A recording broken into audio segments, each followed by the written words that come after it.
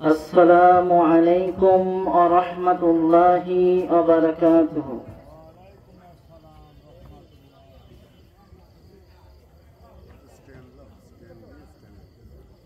আমি আবারও সালাম দিচ্ছি। আসসালামু আলাইকুম ওয়া রাহমাতুল্লাহি ওয়া বারাকাতুহু। نحمده ونصلي على رسوله الكريم.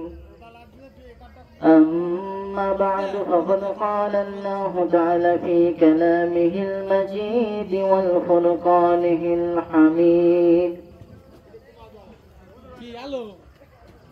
أعوذ بالله من الشيطان الرجيم. بسم الله الرحمن الرحيم. والأسر إن الإنسان لفي خسر إلا الذين آمنوا وآمنوا الصالحات وتواصوا بالحق وتواصوا بالصبر.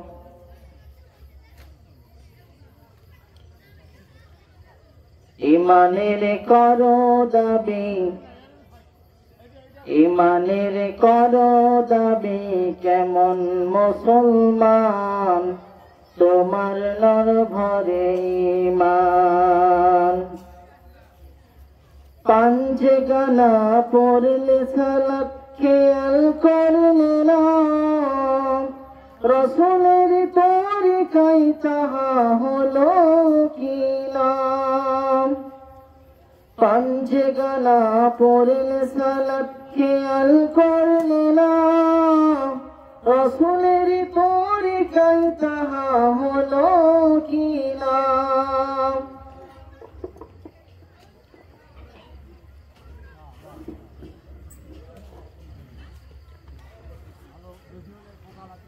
শিকারপুর নদীর উত্তর পার, নদীর উত্তর পশ্চিম পাড়া জামে মসজিদের উন্নতি কল্পে বিরাট ইসলামী জালসা। এই জালসায় আমরা উপস্থিত হতে পেরেছি। আল্লাহ তাআলার কোরআনের ছায়াতলে আমরা আসতে পেরেছি, যার কারণে আমরা আল্লাহর শুকরিয়া আদায় করি। সকলেই বলি আলহামদুলিল্লাহ। উচ্চ স্বরে আবারও বলি আলহামদুলিল্লাহ।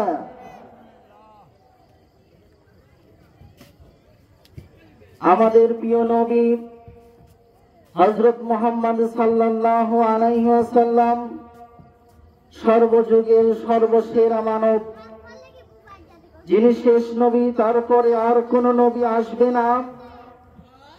তার প্রতি আমরা দুরূদ আদায় করি, আমরা দুরূদ পড়ি। বলুন আল্লাহুম্মা সাল্লি আলাইহি আল্লাহুম্মা বারিক আলাইহি। আমি কোরআন থেকে 3টি আয়াত তেলাওয়াত করেছি আপনাদের সামনে। আল্লাহ তাআলা কোরআনুল কারীমের 103 নম্বর সূরায় 30 পারার ভিতরে 103 নম্বর সূরায় সূরাতুল আসরের ভিতরে কত সুন্দর করে বলে দিয়েছেন। সেই সূরার আয়াত রয়েছে মাত্র কয়টি? সেই সূরার আয়াত রয়েছে মাত্র 3টি, কিন্তু এই 3টি আয়াতই কিন্তু অনেক গুরুত্বপূর্ণ। কথা বলেন ঠিক কিনা? আল্লাহ তাআলা যেই কথাগুলো বলেছে সেই কথাগুলোই অনেক গুরুত্বপূর্ণ, সেই কথাগুলোই অনেক মূল্যবান। আল্লাহর কথার মূল্যায়ন করতে হবে কি হবে না? অবশ্যই আল্লাহ তাআলার কথার মূল্যায়ন করতে হবে। আল্লাহ তাআলা কি বলেছেন? ওয়াল আস ইন্নাল ইনসানা লাফি খুসর ইল্লাল্লাযীনা আমানু ওয়া আমিলুস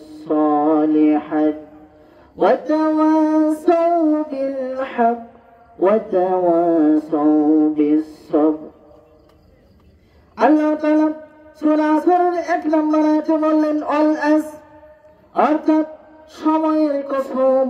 আসর মানে কি সময়, অল আস আসরের কসম করেছেন মানে সময়ের কসম করেছেন। আল্লাহ তাআলা বলেছেন সময়ের যুগের কসম। কেন সময়ের কসম করলেন? কেন আল্লাহ তাআলা এই সময়ের কসম করে কথা বললেন? আল্লাহ তাআলা যার কসম করে সেই বিষয়টাই অনেক গুরুত্বপূর্ণ। তাহলে আল্লাহ তাআলা সময়ের কসম করেছেন, তাহলে সময়টা গুরুত্বপূর্ণ কিনা? অবশ্যই সময়টা গুরুত্বপূর্ণ। এইবার আপনাদের বোঝাবো সময়টা কিভাবে গুরুত্বপূর্ণ হলো। সময়টা এইভাবেই গুরুত্বপূর্ণ হলো, একটা মানুষ তার জীবন থেকে 20টা বছর পার করে ফেলেছে, অথচ সে ইসলামের পথে আসতে পারে নাই, দ্বীনের পথে আসতে পারে নাই। এর কারণে তার জীবনকে ইসলামের পথে পরিচালিত করতে পারে নাই, যার কারণে তার সময়গুলো নষ্ট হয়ে গেছে। যে যখন কিয়ামতের মাঠে চলে যাবে সে বুঝতে পারবে আমার জীবনের সেই 20টা বছর কতটা গুরুত্বপূর্ণ ছিল। তাফসীরে আহসানুল বায়ানের ভিতরে এসেছে মহাকাল বলতে দিবারাত্রি আবর্তন বিবর্তনকে বোঝানো হয়েছে। রাত্রি উপস্থিত হলে অন্ধকার ছেয়ে আসে আর দিন প্রকাশ পায়। তাই সমস্ত জিনিস উজ্জ্বল হয়ে যায়, উজ্জ্বল হয়ে ওঠে। এছাড়া রাত যখন লম্বা আর দিন যখন ছোট, আবার দিন যখন লম্বা আর রাত যখন ছোট হয়ে যায়। এই দিবারাত্রি অতিবাহিত হওয়ার নামই হলো কাল। নামই হলো কি? কাল। কাল বা যুগ বা সময়, যা আল্লাহ তাআলার কুদরত, শক্তি ও কারিগরি ক্ষমতার প্রমাণ। এই কথাটা কোথায় আসছে? তাফসীরে আহসানুল বায়ানের ভিতরে এই কথাটি রয়েছে।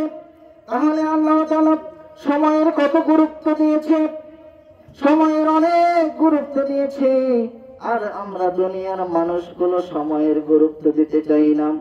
আমরা দুনিয়ার মানুষগুলো কি করি? আমরা দুনিয়ার মানুষগুলো অন্যায় করি, জুলুম করি, অত্যাচার করি। আমরা দুনিয়ার মানুষগুলো সময়গুলো নষ্ট করি, সময়ের মূল্য দিতে চাই না, সময়ের কোন রকম মূল্য দেয় না। এই কসম করলেন কে? আল্লাহ তাআলা কিসের কসম করলেন?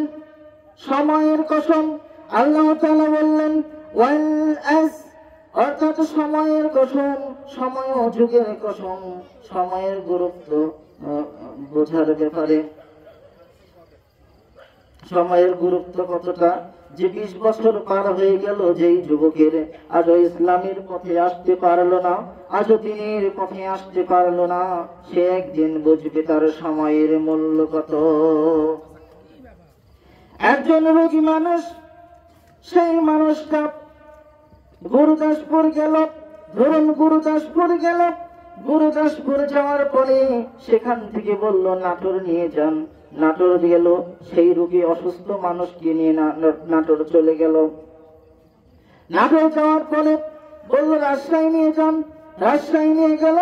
রাজশাহী নিয়ে যাওয়ার পরে বলল মালয়েশিয়া নিয়ে যান। তখন তাকে মালয়েশিয়া নিয়ে যেতে হবে।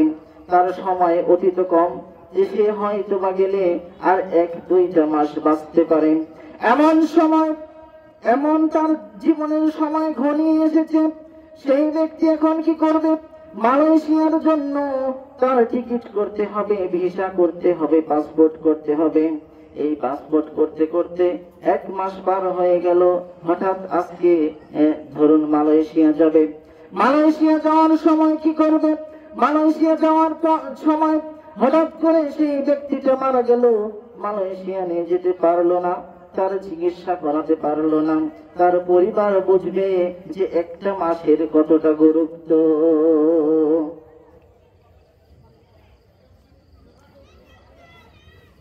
সময়ের গুরুত্বের ব্যাপারে আরো বলা যায় সময়ের কতটা গুরুত্ব, সময়ের গুরুত্ব অনেক।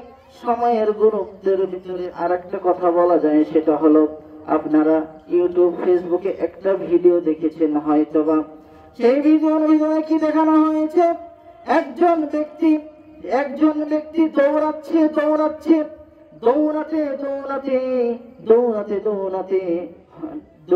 দৌড়াতে দৌড়াতে হাঁপিয়ে যাচ্ছে।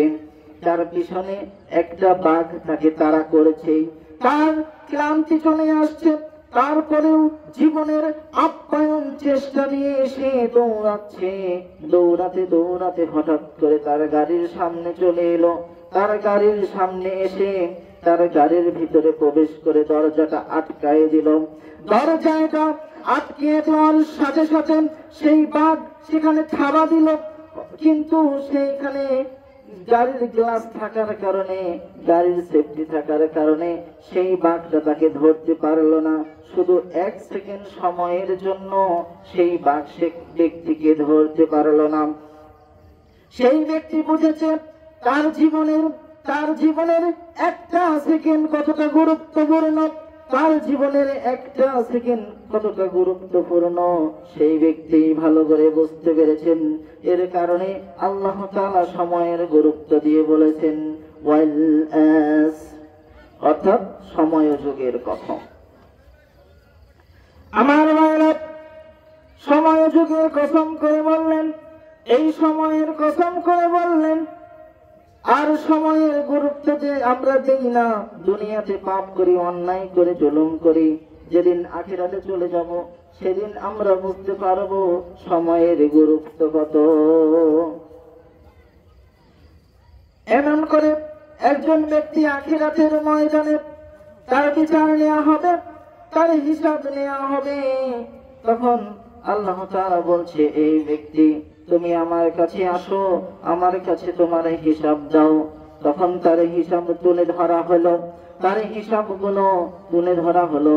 সেই ব্যক্তির জীবনের সকল হিসাব নেওয়ার পরে পাপ আর গুনাহ যখন সমান সমান হয়ে গেল, তখন সেই ব্যক্তিকে আল্লাহ তাআলা বললেন, তুমি এই ময়দানের ভিতরে চলে যাও এবং একটা মাত্র সওয়াব জোগাড় করে নিয়ে আসো। একটা সওয়াব জোগাড় করে আনতে পারলে তোমাকে জান্নাতে দেওয়া হবে। এই একটা সওয়াব জোগাড় করবে কিভাবে, একটা সওয়াব কিভাবে সংগ্রহ করবে? তখন সেই ব্যক্তিটা কি করল? দৌড়াচ্ছে, ঘুরতেছে, বেড়াচ্ছে এবং খোঁজাখুঁজি করছে কার কাছে যাব। আমি তো হতাশ, আমি তো নিরাশ, আমি এখন কার কাছে যাব এই একটা সওয়াবের সংগ্রহ করতে? তখন সেই ব্যক্তি ভাবল, আমার প্রিয় সন্তান যাকে আমি অনেক ভালোবাসতাম, নিজে না খেয়ে তাকে খাওয়াতাম, নিজে না পরে তাকে পড়াতাম, নিজের ঈদের মার্কেট না করে সন্তানের ঈদের মার্কেট করে দিতাম, নিজের চাহিদা পূরণ না করে আমার সন্তানের চাহিদা পূরণ করে দিতাম। দেখি সেই আমার সন্তানের কাছে যাই। সন্তানের কাছে গিয়ে বলল, হে আমার প্রিয় সন্তান, তুমি আমাকে একটা উপকার করো, আমি তো এই কিয়ামতের ময়দানে টিকে উঠতে পারছি না, আমি তো এই কিয়ামতের ময়দানে একটা সওয়াবের কারণে জান্নাতে যেতে পারছি না। একটা সওয়াব যদি আমি পাই তাহলে জান্নাতে চলে যাব, তুমি আমাকে একটা সওয়াব দাও। তার সন্তান কি বলছে জানেন? তার সন্তান বলছে, আপনি আমার কে? আপনাকে আমি চিনি না। আপনি কে? আপনাকে তো চিনতে পারলাম না, আপনাকে তো আগে কখনো দেখিনি, আপনাকে চিনি না। আমার আবার বাবা মাকে, আমার তো বাবাকে আমি চিনি না, আমার তো বাবা নাই। এমন করে বলল। তখন তার বাবা হতাশ হয়ে গেল, কি অবস্থা, আমাকে অস্বীকার করলো, আমার খোঁজ নিল না, আমার খবর নিল না, আমাকে একটা সওয়াব দিল না, যার জন্য দুনিয়ায় এত কিছু করেছি একটা কাজ আমার জন্য করলো না। এমন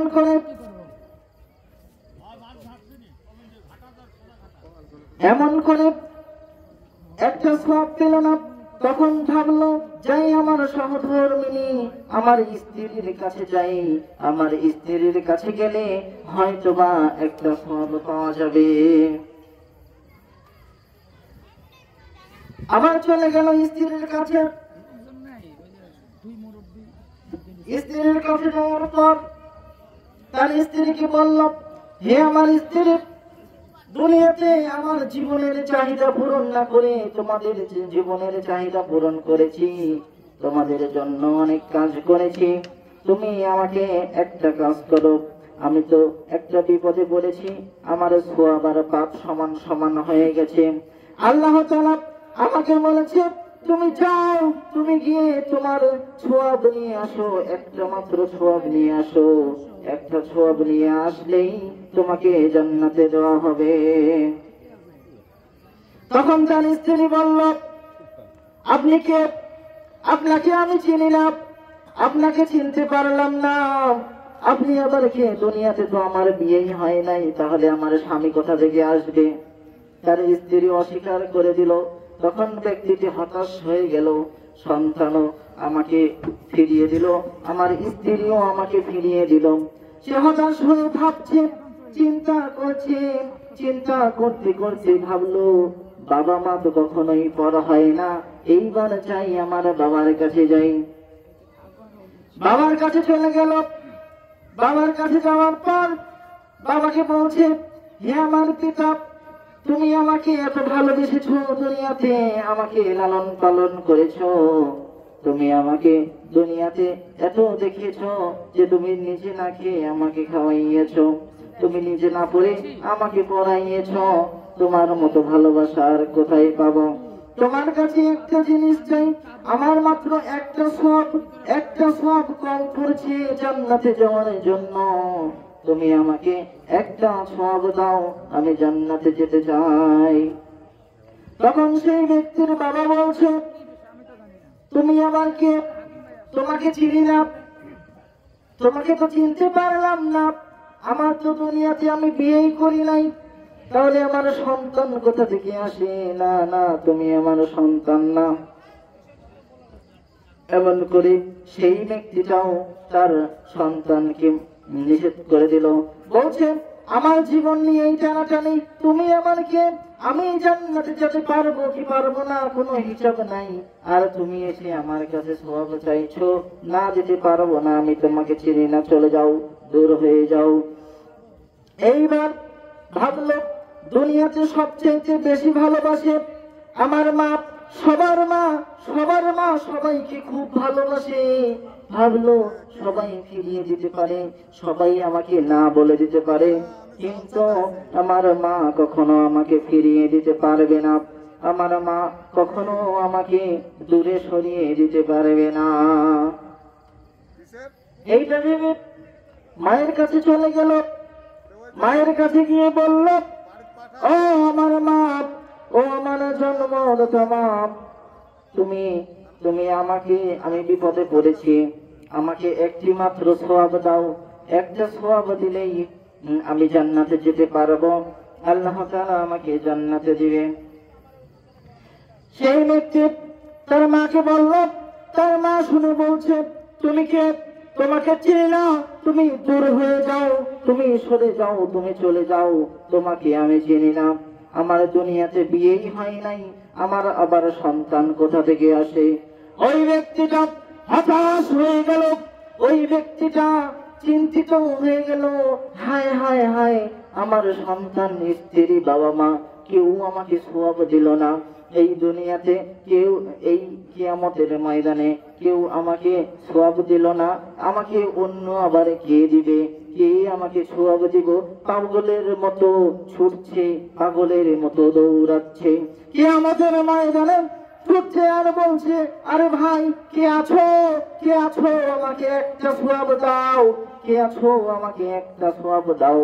এমন করে পাগলের মতো ছুটছে, ছুটতে ছুটতে, ঘুরতে ঘুরতে এমন একটা ব্যক্তির সাথে দেখা হয়ে গেল।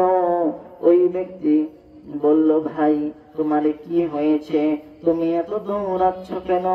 তুমি এত কান্না করছো কেন? তুমি এত হতাশ হয়েছো কেন? তুমি বলো তো তোমার কি হয়েছে? তখন সেই ব্যক্তি বলল, আমার তো একটা মাত্র সওয়াব লাগবে, একটা মাত্র সওয়াব পেলেই আমি জান্নাতে যেতে পারবো, আমাকে একটা মাত্র সওয়াব দাও। তখন সেই ব্যক্তি বলল, আমি তো জীবনে কোনো ভালো কাজ করি নাই, আমি একটা মাত্র ভালো কাজ করেছি, তুমি যেহেতু একটা সওয়াবের জন্য এই জান্নাতে যেতে পারছো না, নাও তুমি একটা সওয়াব নিয়ে এই জান্নাতে চলে যাও।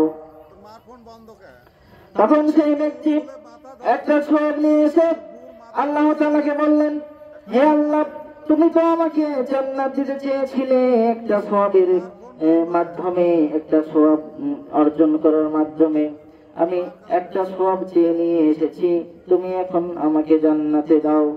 তখন আল্লাহ তাআলা তাকে বলবেন, তোমাকে জান্নাতে দেওয়া হবে একটা শর্তে, সেই শর্তটা হলো তোমাকে যে ব্যক্তি একটা সওয়াব দিয়েছে সেই ব্যক্তিকে ডেকে নিয়ে আসো। তখন খুঁজতে থাকবে কিয়ামতের মাঠে খুঁজতে খুঁজতে হয়রান হয়ে যাবে, খুঁজতে বলবো, ভাই কে আছো, কে তুমি, কোথায় গেলে, তোমাকে খুঁজে পাচ্ছি না, তুমি কোথায় গেলে, আমাকে একটা সওয়াব দিয়েছিলে, তুমি কোথায় গেলে। তখন সেই ব্যক্তিকে আবার খুঁজতে খুঁজতে পেয়ে যাবে, তখন সেই ব্যক্তিকে সাথে নিয়ে আবার আল্লাহর কাছে যাবে, তখন আল্লাহ তাআলা দুইজনকেই জান্নাত দিয়ে দিবেন। বলুন সুবহানাল্লাহ। আমার ভাইরা, যে ব্যক্তি একটা সওয়াবের জন্য পুরো ময়দান ঘুরেছিল, পুরো মাঠ ঘুরেছিল, সেই ব্যক্তি বলেছিল, আমার দুনিয়াতে সময়ের কত মূল্য ছিল, যদি আর একটা সওয়াব বেশি করে আসতাম তাহলে আমার এই কাজ করা লাগতো না, এত ঘোরাঘুরি করা লাগতো না। আল্লাহ তাআলা বলছেন, ওয়াল আস ইন্নাল ইনসানা লাফি খুস। আল্লাহ তাআলা বলছেন, মানুষ অবশ্যই ক্ষতিগ্রস্ত, মানুষ ক্ষতির ভিতর নিমজ্জিত, মানুষ ক্ষতির ভিতর নিমজ্জিত। তাহলে আল্লাহ তাআলা সময়ের কসম করে বললেন, মানুষ ক্ষতির ভিতর নিমজ্জিত, মানুষ অবশ্যই ক্ষতিগ্রস্ত, এই কথাটা বললেন সময়ের কসম করে। আমার ভাইয়েরা, আর একটা কথা আপনাদেরকে বলি, একটা হাদিসের কথা। সেই হাদিসটা হলো, সৃষ্টি স্রষ্টার কসম করতে পারে, আর স্রষ্টা সৃষ্টির কসম করতে পারে। ঠিক যেমনি করে আল্লাহ তাআলা নিজের কসম করে কখনোই মানুষদের বলে না যে আমার কসম, কিন্তু মানুষগুলো অনেক খারাপ, মানুষগুলো বলে মায়ের কসম, বাপের কসম, চোখের কসম, মাথার কসম, জীবনের কসম, মৃত্যুর কসম। এই ধরনের কসম করা যাবে না, এই ধরনের কসম করা হারাম। আমরা যেহেতু স্রষ্টা নয়, আমরা তো আল্লাহ তাআলার সৃষ্টি, আমরা সৃষ্টি হিসেবে আল্লাহর কসম করতে পারবো, কিন্তু আল্লাহ তাআলার কসম অবশ্যই করব তখন যখন আমার কথাটা সত্য হবে, যখন আমার কথাটা অবশ্যই বাস্তব কথা হবে। ভুলভাল কথা বলে, অহেতুক কথা বলে, কথায় কথায় কসম করলে তাকে আবার অবশ্যই জাহান্নামে যেতে হবে। এই কসম করার পর আল্লাহ তাআলা সূরা আসরের 2 নম্বর আয়াতে বললেন, ইন্নাল ইনসানা লাফি খুস। নিশ্চয়ই মানুষ ক্ষতির ভিতর নিমজ্জিত, মানুষ ক্ষতির ভিতর নিমজ্জিত। মানুষ কি কি ক্ষতি করে দুনিয়াতে, কি কি ক্ষতির ভিতরে নিমজ্জিত। এই দুনিয়ার মানুষ এতগুলো ক্ষতির ভিতরে নিমজ্জিত আছে, যা বলে শেষ করা যাবে না, যা বলে সময় শেষ হবে না। সময় শেষ হয়ে যাবে কিন্তু ক্ষতির কথা শেষ করা যাবে না। দুনিয়ার মানুষগুলো গুনাহ করে, পাপ করে, অন্যায় করে, জুলুম করে, জিনা করে, ব্যভিচার করে, এইগুলো করতে করতে মানুষ পাপী হয়ে গিয়েছে। আর এমন কোন মানুষ নেই যে মানুষটা বলতে পারে আমি কখনো ক্ষতিগ্রস্ত হই নাই, আমি কখনো অন্যায় করি নাই, আমি কখনো জুলুম করি নাই, অত্যাচার করি নাই, আমি কখনোই ক্ষতির ভিতরে ছিলাম না, একটা ভুলও আমি করি নাই, এমন কথা বলার মতো কোনো মানুষ নাই। আল্লাহ তাআলা যার কারণে বললেন ইন্নাল ইনসানা লাফি খুসর, নিশ্চয়ই মানুষ ক্ষতির ভিতর নিমজ্জিত।